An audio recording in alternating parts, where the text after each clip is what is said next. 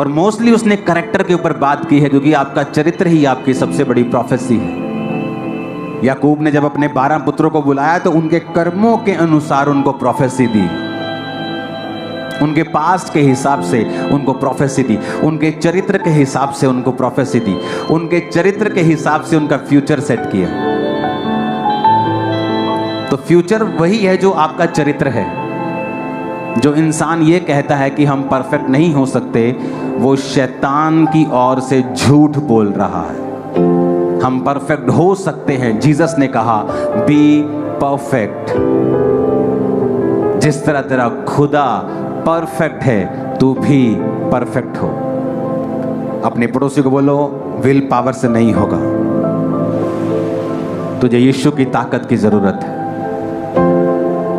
और वो ताकत आएगी प्रार्थना में, उसकी हुजूरी से। आमीन।